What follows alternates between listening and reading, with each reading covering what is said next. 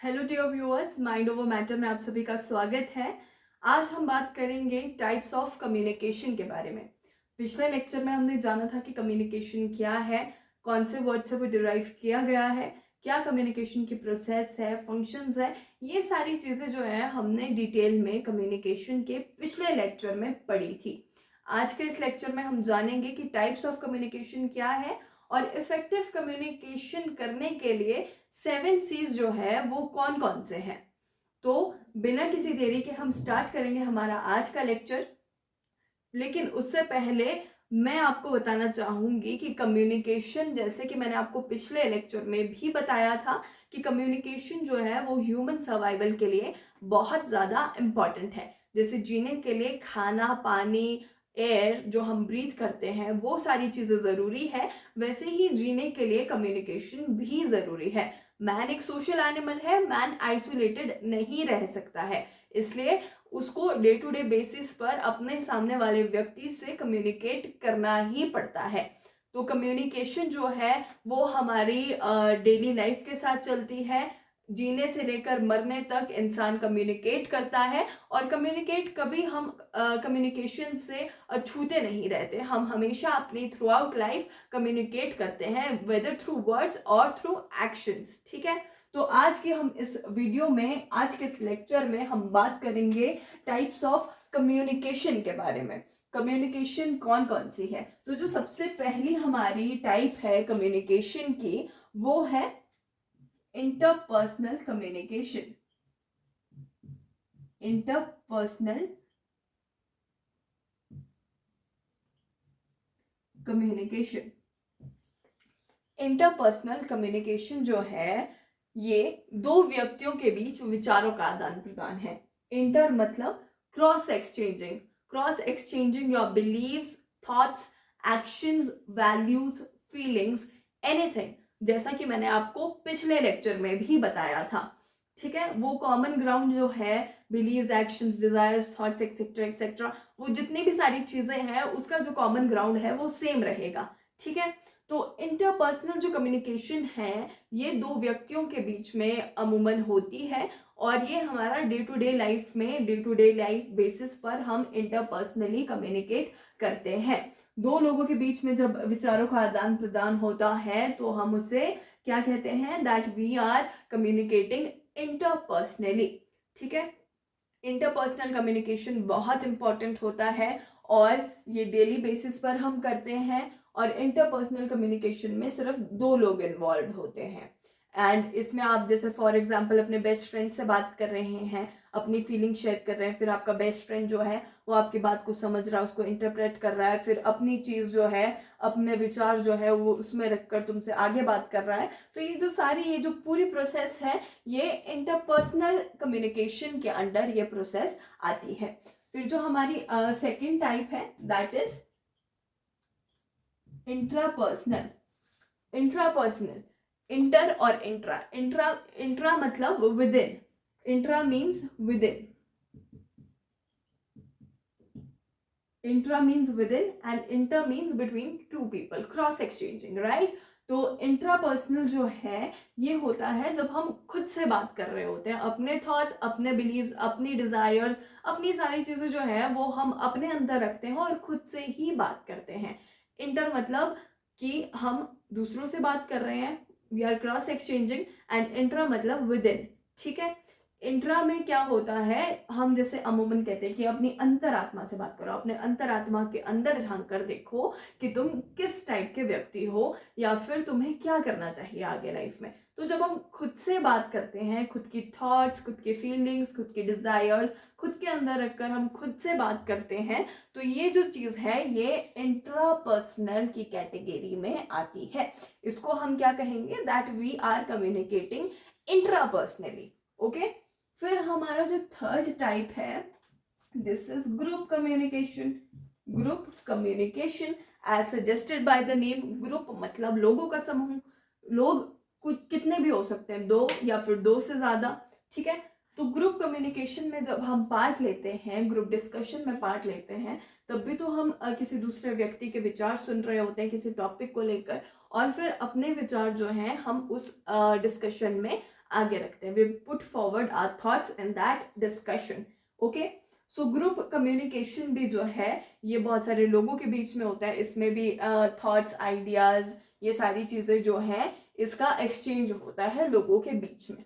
तो ये हमारी जो थर्ड टाइप की कम्युनिकेशन है ये है ग्रुप कम्युनिकेशन। ये लार्ज ग्रुप हो सकता है, स्मॉल ग्रुप हो सकता है, क्लब हो सकता है, क्लासरूम डिस्कशन हो सकता है, ये जितनी भी सारी डिस्कशंस हैं ये पार्ट है ग्रुप कम्युनिकेशन की। ओके, देन हमारी जो फोर्थ टाइप है that is mass communication. Mass communication, अब मास से हम क्या समझते हैं? मास से समझते हैं हम बहुत सारे लोग, बहुत सारे, बहुत हायर लेवल पर बहुत सारे लोग। ठीक है, हमको नहीं पता कि हमारे कितने लोगों के बीच ये मैसेज गया, वो मास लेवल पर गया, बहुत आगे वाले लेवल तक गया, वो बहुत आगे वाले स्तर तक गया। ठीक है, तो मास कम्युनिकेशन जो है ये कब होती है? फॉर एग्जाम्पल, आपके स्कूल में एनुअल फंक्शन है, आपके स्कूल में एनुअल फंक्शन में चीफ गेस्ट आ रहे हैं एजुकेशन मिनिस्टर। एजुकेशन मिनिस्टर आए, उन्होंने पूरा इवेंट देखा, पूरा सब कुछ विटनेस किया, फिर उसके बाद एजुकेशन मिनिस्टर को कहा जाता है कि आप जो है वो बच्चों को कोई संदेश दीजिए। ठीक है, एजुकेशन मिनिस्टर अब अपनी स्पीच डिलीवर कर रहे हैं, वो एड्रेस कर रहे हैं आपके प्रिंसिपल को भी, बच्चों को भी, टीचर्स को भी, पूरी मैनेजमेंट को, और जो भी लोग उस वक्त उस इवेंट में प्रेजेंट है। ठीक है, तो मास कम्युनिकेट वो कर रहे हैं, और क्या पता कई बार वो चीज़ जो है वो किसी चैनल के थ्रू या किसी टीवी के थ्रू अब टेलीकास्ट हो रही है आम जनता में भी। तो मास कम्युनिकेशन में जो है वो एक सेंडर होता है जो अपना मैसेज कम्युनिकेट करता है, अपने विचार जो कम्युनिकेट करता है बहुत सारे लोगों के बीच, तो हम उसको क्या कहते हैं? वी से इट मास कम्युनिकेशन। ठीक है, मास कम्युनिकेशन में हम बहुत सारे लोगों से बात करते हैं। मास कम्युनिकेशन टीवी, रेडियो और क्या बोलते हैं, मैगजीन्स, न्यूज़पेपर्स, इन सारी चीज़ों में भी मास कम्युनिकेशन होता है, क्योंकि एक इंसान अपना आइडिया पूरे सोसाइटी में या पूरे मास लेवल पर लोगों को दे रहा होता है।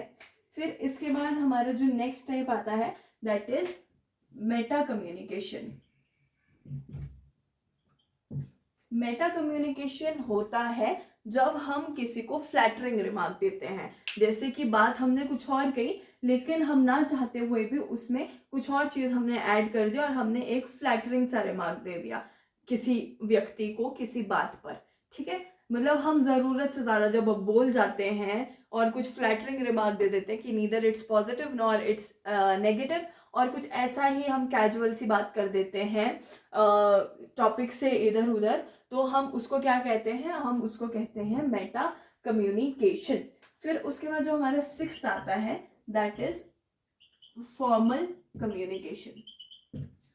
फॉर्मल कम्युनिकेशन होता है जब हम अपने एल्डर्स से, जब हम किसी हायर अथॉरिटी से बात करते हैं फॉर्मली। ठीक है, हम एड्रेस करते हैं विद रिस्पेक्ट, और हम एड्रेस करते हैं बिल्कुल फॉर्मल वे में, मतलब मान मर्यादा में हम रहकर कुछ वर्ड्स यूज करते हैं जिससे हम जो है बिल्कुल फॉर्मल एड्रेस कर रहे होते हैं। और ये बेसिकली फॉर्मल कम्युनिकेशन जो है ये हायर डिग्निटरीज के साथ हम यूज करते हैं, फॉर एग्जाम्पल, और हायर अथॉरिटी के साथ यूज करते हैं। जैसे आप प्रिंसिपल के पास जाते हैं तो अपने प्रिंसिपल से तो आप कैजुअली नहीं बात कर सकते, तो आपको कुछ वर्ड्स, कुछ डेकोरम में मेंटेन करके रखना पड़ता है, कुछ डेकोरम में आपको रहना पड़ता है, डेकोरम मेंटेन करना पड़ता है, ताकि जो है सामने वाले व्यक्ति को भी बुरा ना लगे और आप फॉर्मली उनको एड्रेस भी कर रहे हो थ्रू रिस्पेक्ट। ठीक है, फॉर्मल कम्युनिकेशन जो है वो हायर डिग्निटरीज के साथ यूज किया जाता है, और जो लोग आपसे बड़े हैं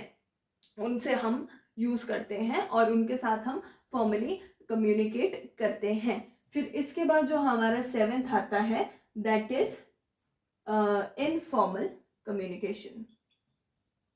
फॉर्मल का उल्टा इनफॉर्मल।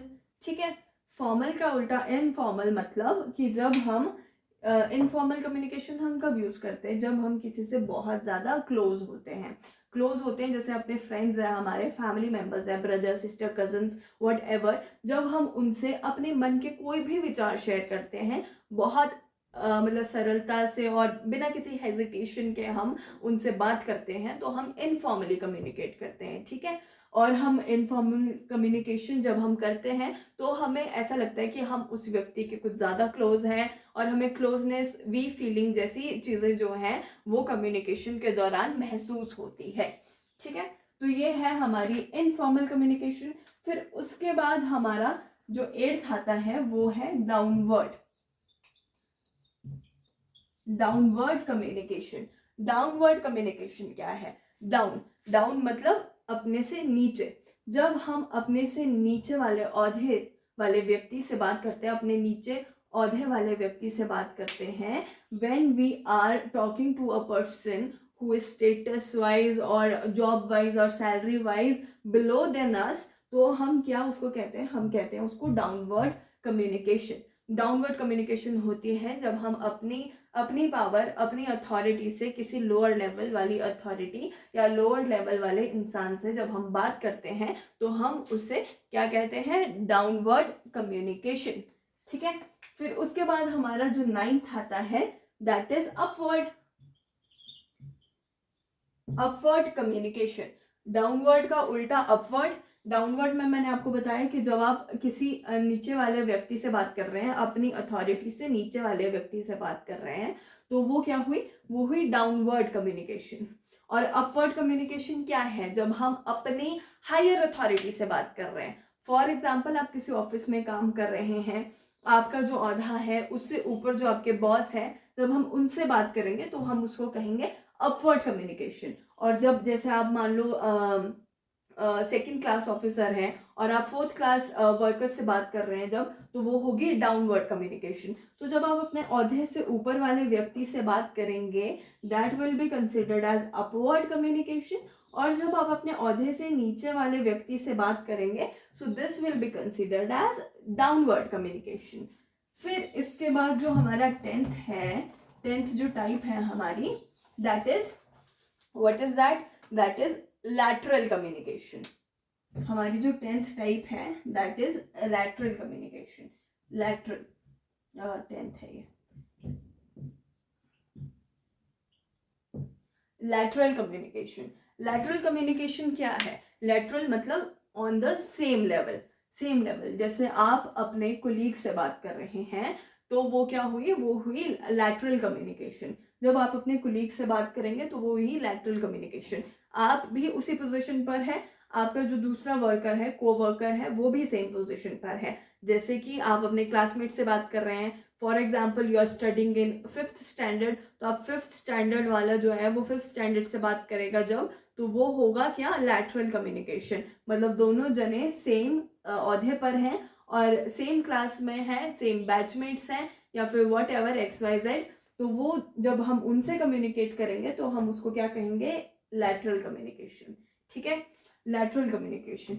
इनफॉर्मल कम्युनिकेशन के बारे में मैंने आपको बताया था कि इनफॉर्मल कम्युनिकेशन जो है वो इनफॉर्मल कम्युनिकेशन उस इंसान के साथ की जाती है जिसके साथ हम क्लोज फील करते हैं। ठीक है, जैसे हमारे फैमिली मेम्बर्स हो गए, फ्रेंड्स हो गए, कजन्स हो गया, कोई भी हो गया, तो हम जो है इनफॉर्मली उनके साथ कम्युनिकेट करते हैं। इनफॉर्मल कम्युनिकेशन करने से हमें क्लोजनेस वी फीलिंग जैसी चीज़ें जो है वो हमारे अंदर आती है। हमें लगता है कि हम इस व्यक्ति के ज़्यादा क्लोज हैं या फिर ये हमारा वेल विशर है। तो ये सारी चीज़ें जो है वो इनफॉर्मल कम्युनिकेशन में होती है। इनफॉर्मल कम्युनिकेशन को हम ग्रेप वाइन कम्युनिकेशन भी कहते हैं।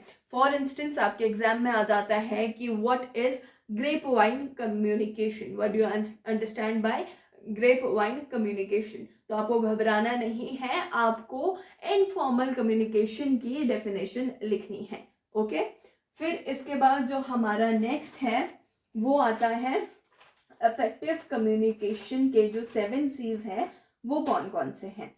इफेक्टिव कम्युनिकेशन के 7 C's।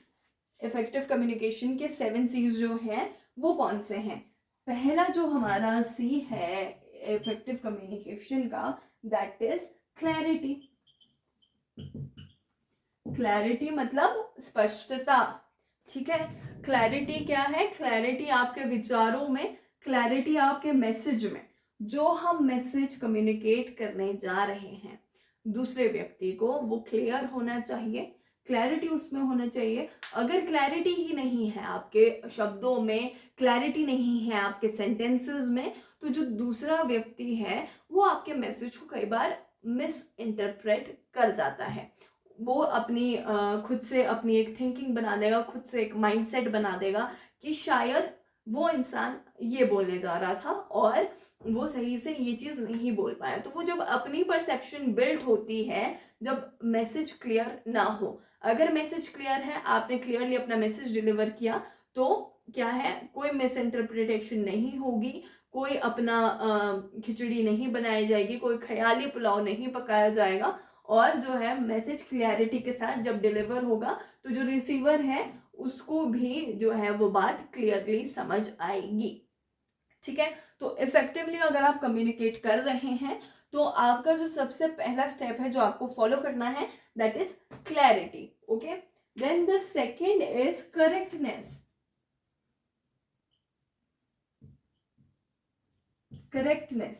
Correctness in what sense? Correctness मतलब ग्रामेटिकल एरर्स नहीं होने चाहिए, आपके सेंटेंसेस इनकम्प्लीट नहीं होने चाहिए, जो आप चीज़ डिलीवर कर रहे हो वो आप करेक्टली कर रहे हो या नहीं, क्लियर मैसेज आपको देना है। ठीक है, क्लैरिटी होनी चाहिए, करेक्टनेस होनी चाहिए, कोई ग्रामेटिकल एरर्स नहीं होनी चाहिए, कोई स्पेलिंग मिस्टेक नहीं होनी चाहिए। अब आप बोलोगे कि मैम हम वर्बली बोल रहे हैं तो कैसी स्पेलिंग मिस्टेक, लेकिन जब आप वर्बली बोल रहे हो तो ग्रामेटिकल एरर्स भी आ सकते हैं कई बार, कि कोई सेंटेंस आपने ठीक से फ्रेम नहीं करा तो वो ग्रामेटिकली क्या होगा, ग्रामेटिकली रॉन्ग होगा। ठीक है, तो जब आप कम्युनिकेट कर रहे हो अपने आइडियाज, अपने थॉट्स, अपने बिलीव्स, अपने एक्शंस, कम्युनिकेट जब आप चीज़ें कर रहे हैं तो वो करेक्टनेस होनी चाहिए, उसमें करेक्टनेस बहुत ज़रूरी है इफेक्टिवली कम्युनिकेट करने के लिए। फिर हमारा जो तीसरा आता है, दैट इज कंप्लीटनेस।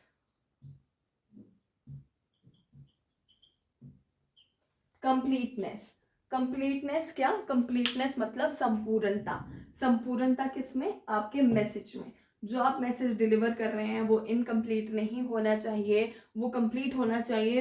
वही मैंने जैसे आपको क्लैरिटी में बताया था कि इनकम्प्लीट अगर मैसेज है, कंप्लीटनेस उसमें नहीं है, तो जो रिसीवर है वो उस मैसेज का अपना एक मतलब निकाल लेता है, अपने आप उसको इंटरप्रेट करने लग जाता है कि शायद सेंडर की मंशा ये रही होगी, तभी उसने ये मैसेज भेजा। जब आपकी मंशा क्लियर है, आपके वर्ड्स क्लियर है, आपका मैसेज कंप्लीट है, आपके मैसेज में कोई ग्रामेटिकल एरर्स नहीं है, तो क्या है, कम्युनिकेशन जो है वो इफेक्टिव वे में होगी। ओके, देन हमारा जो नेक्स्ट है which is the fourth C, that is concreteness. हमारा जो फोर्थ सी है वो क्या है? कंक्रीटनेस। कंक्रीटनेस क्या है? कंक्रीटनेस में आपको जो है वो मैसेज टेंजिबल नहीं करना है, वो आपको क्लियर रखना है, और आपको सबसे पहले तो है जो आप बात कह रहे हो उसके आपके पास फैक्ट्स होने चाहिए। तथ्यों के आधार पर अगर आप बात करेंगे, अपने विचार रखेंगे, तो कभी भी जो सामने वाला व्यक्ति है वो आपको गलत ठहरा ही नहीं सकता। क्योंकि हम अक्सर सुनते भी हैं कि आधी अधूरी जो नॉलेज होती है वो ह्यूमन बीइंग के लिए डेंजरस है।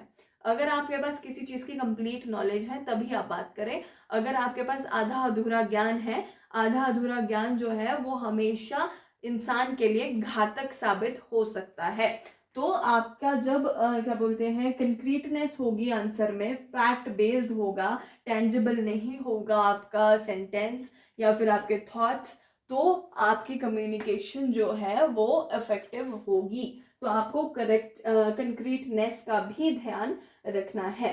ठीक है, आपके पास कुछ ऐसा होना चाहिए कि जो आप अपने आर्ग्यूमेंट को आप सपोर्ट करो, किसी डिबेट में सपोर्टिंग आर्ग्यूमेंट भी होना चाहिए, क्योंकि ऐसा होता है ना कि we should always be ready with a backup plan.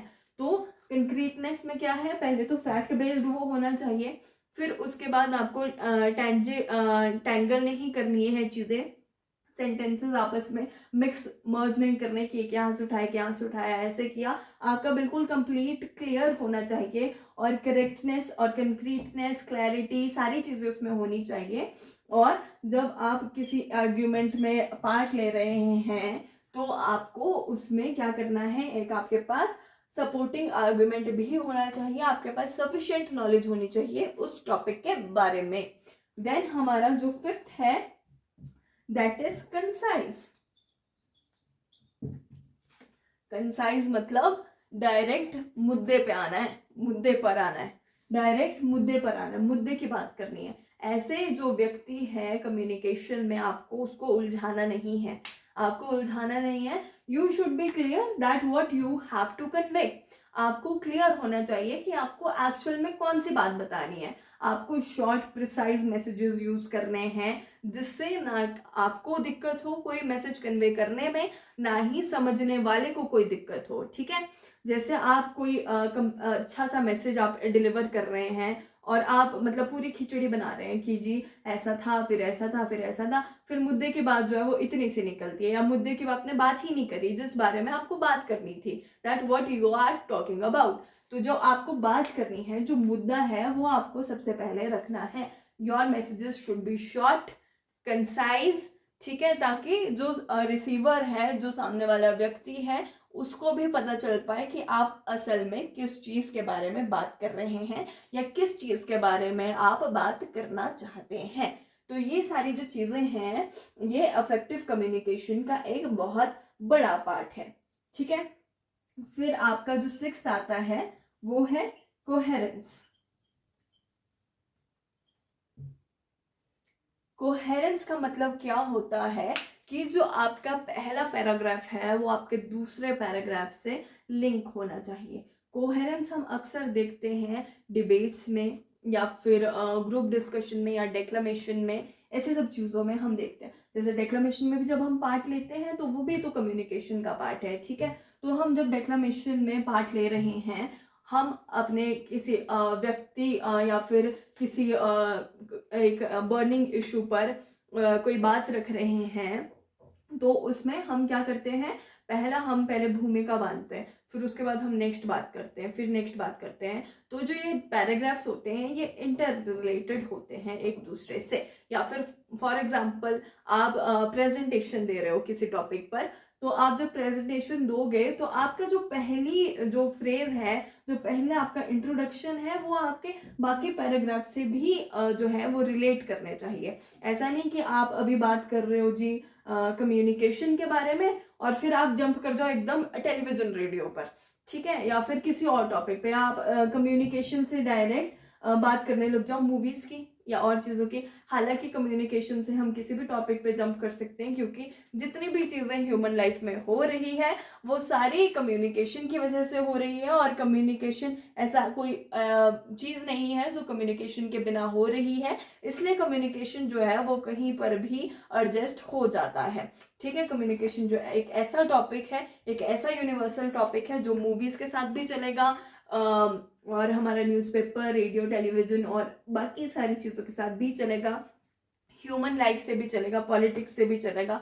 तो ये जो सारी चीज़ें हैं कम्युनिकेशन जो है, ये सारी चीज़ें कम्युनिकेशन के इर्द गिर्द घूमती है। इसका जो मेन बेस है वो क्या है, कम्युनिकेशन ही है। ठीक है, तो आपको मुद्दे से नहीं भटकना है, आपको कोहेरेंस जो है, आपका पहला पैराग्राफ जो है वो दूसरे पैराग्राफ से लिंक होना चाहिए, फिर आप कंक्लूजन पर आए। तो आपका ऐसा नहीं होना चाहिए कि हौच पौच है, बहुत खिचड़ी पक रही है, या फिर आप पहले किसी और मुद्दे पे बात कर रहे थे, अब आप किसी और मुद्दे पे बात करते हो। जैसे आप वुमेन सेफ्टी पर बात कर रहे हो, फिर उसके बाद आप डायरेक्ट हेल्थ पर चले जाते हो, या फिर किसी और चीज़ पर चले जाते हो, है ना। तो वो सारी जो चीज़ें हैं वो नहीं होनी चाहिए। जब आप एक टॉपिक के बारे में बता रहे हैं तो आपको उसी टॉपिक के साथ स्टार्ट करना है और उसी टॉपिक के साथ एंड करना है, ताकि जो कॉन्टिन्यूटी है वो ब्रेक ना हो, और जो आपका मैसेज है वो क्लियरली कम्युनिकेट हो पाए। फिर इसके बाद जो हमारा लास्ट सी है वो है कर्टिसी।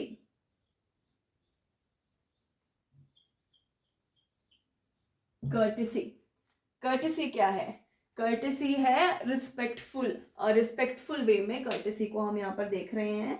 कर्टेसी होती है जब हम किसी सामने वाले व्यक्ति से कुछ ऐसे कम्युनिकेट करते हैं ताकि उसकी भावनाएं भी आहत ना हो और हमारी भावनाएं भी आहत ना हो। हम एक रिस्पेक्टफुल वे में उससे बात कर रहे हैं इंसान से, और फिर उसको ऐसा भी नहीं हम बता रहे हैं कि उसे बुरा लगे, या फिर हम कुछ ऐसे वर्ड्स भी नहीं यूज कर रहे जिससे हमें भी बुरा लगे और उसको सुनने में भी अच्छा ना लगे। तो आप में एक कर्टेसी होनी चाहिए, एक वी फीलिंग होनी चाहिए जब आप कम्युनिकेट कर रहे हैं। वो चीज़ जो है वो क्या वो ऑनेस्टी के साथ आप पेश कर रहे हैं, कितना उसमें सच है कितना उसमें झूठ है, आप कितने रिस्पेक्टफुली किसी सामने वाले व्यक्ति से बात कर रहे हैं। क्योंकि कई बार जो कम्युनिकेशन है, कई बार जो आर्ग्यूमेंट्स है, वो क्या हो जाते हैं, वो हीटेड हो जाते हैं, है ना। किसी टॉपिक पे आपको मान लो गुस्सा ही आ गया, बहुत हीटेड हो गए आप, और वो हीटेड आर्ग्यूमेंट चल रहा है, फिर उस टाइम क्या करते हैं हम, कई बार अपनी मान मर्यादा भूल जाते हैं, और हम ये भूल जाते हैं कि सामने जो व्यक्ति बैठा है वो हमसे उम्र में कितना बड़ा है कितना छोटा है, या XYZ जो भी चीज़ें होती है वो हम भूल जाते हैं कई बार, अक्सर गुस्से में। लेकिन गुस्से के फैसले जो है वो हमेशा गलत ही होते हैं। बहुत कम होता है ऐसा कि आप कोई चीज़ जो है वो सही कर रहे हैं, तो गुस्से में हमेशा काम खराब ही होते हैं। इसलिए यू शुड काम डाउन, और आपको बिल्कुल दिमाग से काम लेना होता है हमेशा। और फिर आपको कर्टेसी दिखानी होती है कि चलो आर्ग्यूमेंट तो है ही, हम पार्ट ले रहे हैं उसमें, लेकिन अपनी सहन शक्ति के अकॉर्डिंग, अपनी सूझबूझ को ध्यान में रखते हुए आपको बात करनी चाहिए, ताकि आप दूसरे वाले को रिस्पेक्ट भी दो, और उसके साथ साथ उस पे कुछ ऐसा ना भड़को, कुछ ऐसे वर्ड्स ना यूज करो जिससे उसे बुरा लगे। ठीक है, तो ये जो सारी चीजें थी, ये थी 7 C's अफेक्टिव कम्युनिकेशन के। अफेक्टिव कम्युनिकेशन के जो 7 C's थे, आई होप ये आपको समझ आ गए हो, टाइप्स ऑफ कम्युनिकेशन आपको समझ आ गई हो। पहले लेक्चर में मैंने आपको बताया था कि वर्बल और नॉन वर्बल जो कम्युनिकेशन है वो भी एक टाइप ऑफ कम्युनिकेशन है। लेकिन वर्बल आपको मैंने जैसे सिंपल वर्ड्स में बताया था कि वर्बल होता है जो हम वर्ड्स के थ्रू, एंड नॉन वर्बल होता है एक्शंस के थ्रू। लेकिन इससे ऊपर भी बढ़कर नॉन वर्बल और वर्बल कम्युनिकेशन है। ये एक एक्सपेंडेड फॉर्म है कम्युनिकेशन का, वर्बल एंड नॉन वर्बल। तो हम जो नेक्स्ट लेक्चर है उसमें हम सिर्फ वर्बल और नॉन वर्बल कम्युनिकेशन के बारे में जानेंगे डिटेल में, कि कितने टाइप की नॉन वर्बल कम्युनिकेशन है, कितने टाइप की वर्बल कम्युनिकेशन है, और ये सारी चीज़ें जो हैं ये क्यों इंपॉर्टेंट है, क्या डिफरेंस है verbal and non verbal communication में। तो जल्द ही मिलेंगे एक नए लेक्चर के साथ। फिलहाल के लिए आज के इस लेक्चर में इतना ही। आप अपना बहुत ख्याल रखें। Bye bye, take care.